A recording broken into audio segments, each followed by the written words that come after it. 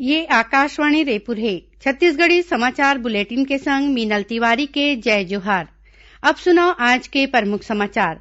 मरवाही विधानसभा उपचुनाव बर काली ओट डारे जाही। निष्पक्ष और शांतिपूर्ण ढंग ले मतदान कराए बर करे गे हे सुरक्षा के चाक चौबंद व्यवस्था। प्रदेश में समर्थन कीमत में धान बिसाए के काम अवैया 1 दिसंबर ले शुरू होही। मंत्रिमंडलीय उप समिति के बैठका में लेगिस फैसला।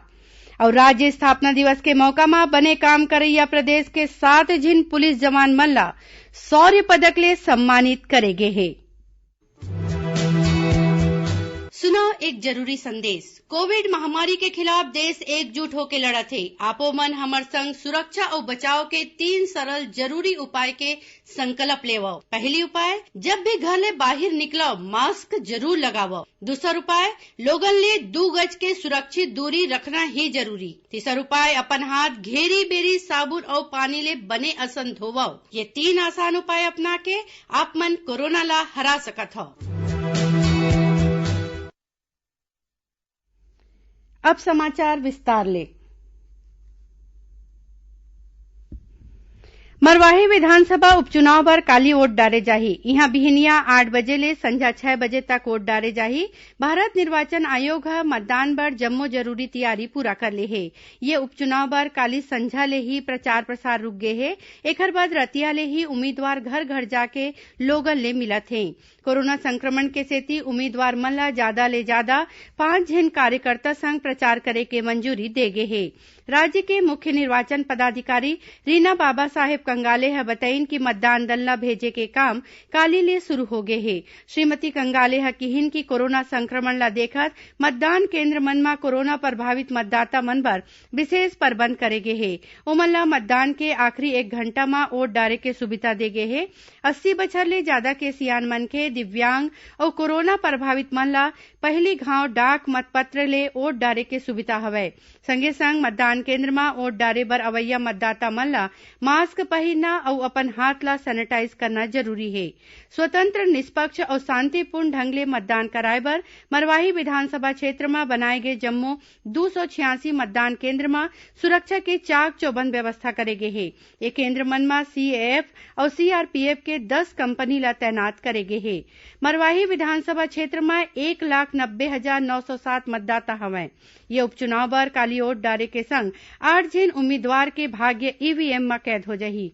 एमा प्रमुख रूप ले भारतीय जनता पार्टी के डॉक्टर गंभीर सिंह, कांग्रेस के डॉक्टर के ध्रुव, राष्ट्रीय गोंडवाना पार्टी के डॉक्टर उर्मिला सिंह और अम्बेडकराइट पार्टी ऑफ इंडिया ले पुष्पा खेलम शामिल हैं। मरवाही विधानसभा क्षेत्र में काली वोट डारे बर सार्वजनिक और सामान्य छुट्टी दे गे हे।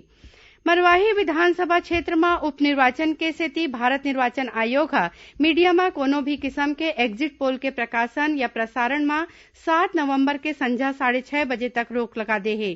संगे संग मतदान सिराए के 48 घंटा पहले ले ही पूर्व मतदान सर्वेक्षण में घलो रोक हवय। उन्हें मतदान निश्चित करे बर निर्वाचन आयोग ह पहचान पत्र में मतदाता फोटो परिचय पत्र समेत 12 ठिन दस्तावेज ला मान्य करे हे। मतदाता वोट डारे बर Aadhaar card, driving licence, MNREGA job card, स्वास्थ्य बीमा कार्ड, पैन कार्ड या फोटो लगे पेंशन दस्तावेज के उपयोग हो सकत है। राज्य सरकार ह प्रदेश में समर्थन कीमत में धान बिसाए के काम अवैया 1 दिसंबर ले शुरू करही। खाद्य मंत्री अमरजीत भगत के अगुवाई में आज रायपुर में राखे गे मंत्रिमंडलीय उप समिति के बैठका में ये फैसला लेगिस। एमा धान बिसाए के तैयारी के समीक्षा के संगे संग बारदाना और समर्थन मूल्य में खरीदी के कार्य योजना ल लेके गोट बात होइस। पाछू पत्रकार मान ले गोट बात करत वन मंत्री मोहम्मद अकबर ह बताइन कि केंद्र सरकार कोती ले तय करेगे समर्थन कीमत में ही प्रदेश में धान बिसाए जाही। एकर पाछू 15 कुंटल धान के खरीदी होही। राज्य में काली रतिया तक कोरोना संक्रमण के 1543 नवा मामला आगू आए हैं। उन्हें कोरोना संक्रमण ले 11 झिन के मौत होए है। राज्य में ये बखत 22,000 ले ज्यादा सक्रिय मामला हवय। राजनांदगांव जिला में कोरोना संक्रमित मरीज मन के पहचान बर स्वास्थ्य सुरक्षा अभियान के शुरुआत करेगी। एमा मितानिन आंगनबाड़ी कार्यकर्ता मन गांव और शहर में सर्वे करही और संदिग्ध मरीज मन के सूची स्वास्थ्य विभाग ला दीही। अवैया 31 दिसंबर तक चलैया ये अभियान में हर बुधवार और बृहस्पति के सर्वे करे जाही। इही बीच पद्मश्री डॉक्टर अरुण दाबके ह लोगन ले कोरोना संक्रमण ले बचाव बर जरूरी सावधानी राखे के अपील करिन हे। स्वयं को बचाएं और बचाने के लिए कैसे दो ही उपाय बताए गए कि आप कोई भी भीड़ वाली जगह में न जाएं और जाएं भी तो कम से कम 2 मीटर का दूरी रखें जो इसके संपर्क आप कर रहे हैं। और दूसरा है ये जो वायरस है ये श्वास से जैसे अपन सांस लेते हैं, अपन बोलते हैं, अपन खांसी करते हैं तो ये अपने गले से, नाक से और रेस्पिरेटरी ट्रैक में रहता है, वो बाहर निकलता है। तो इसको रोकने के लिए लगातार मास्क का उपयोग बताया जा रहा है। अगर आप अपने को मास्क वापरेंगे तो आपके द्वारा निकले गए कीटाणु बाहर नहीं निकलेंगे और इससे दूसरों को रोक होगा। और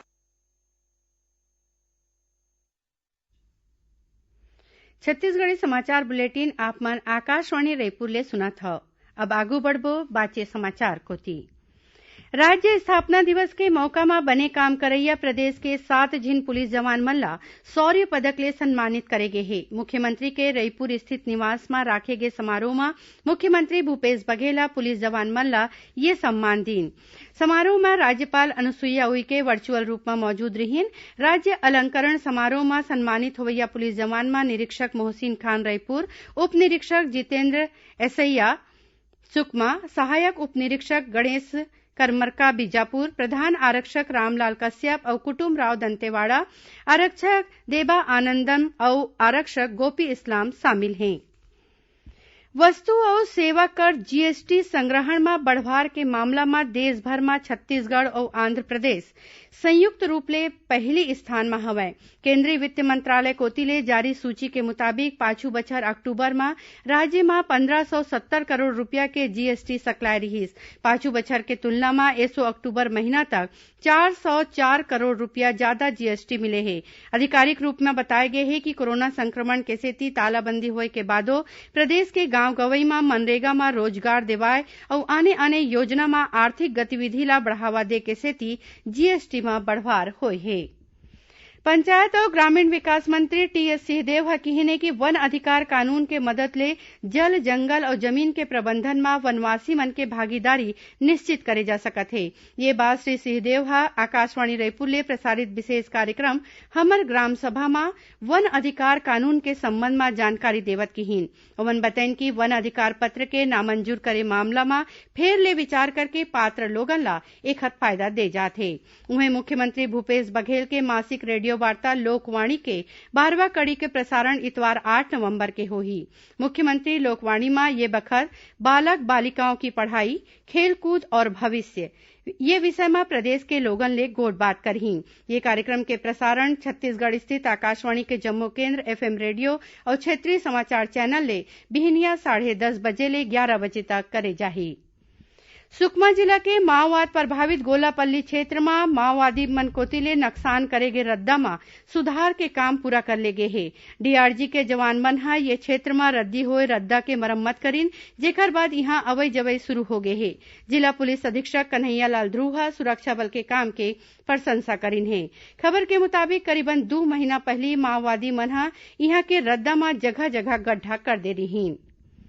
राज्य में सियान मन के मदद बर शुरू करे गए समर्पण अभियान में दुर्ग पुलिस ह वरिष्ठ नागरिक मन बर स्वास्थ्य परीक्षण शिविर लगाए गिस। ये शिविर में 200 ले ज्यादा वरिष्ठ नागरिक मन के स्वास्थ्य के जांच करे गिस और समर्पण अभियान में उखर पंजीयन होइस। जिला के पुलिस अधीक्षक प्रशांत सिंह ठाकुर ह बताइन कि जम्मो सियान मन के संबंध में जानकारी ले जाथे और ये अभियान में बने काम करैया पुलिस कर्मचारी मन ला इनाम घलो दे जाही। आखिर में प्रमुख समाचार एक घाव फेर। मरवाही विधानसभा उपचुनाव बर काली वोट डारे जाही। निष्पक्ष और शांतिपूर्ण ढंग ले मतदान कराए बर करे गे हे सुरक्षा के चाक चौबंद व्यवस्था। प्रदेश में समर्थन कीमत में धान बिसाए के काम अवैया 1 दिसंबर ले शुरू होही। मंत्रिमंडलीय उप समिति के बैठका में लेगिस फैसला। और राज्य स्थापना दिवस के मौका में बने काम करैया प्रदेश के 7 झिन पुलिस जवान मन ला शौर्य पदक ले सम्मानित करे गे हे। एकरे संग छत्तीसगढ़ी समाचार बुलेटिन इहें सिरावत है। जय जोहार।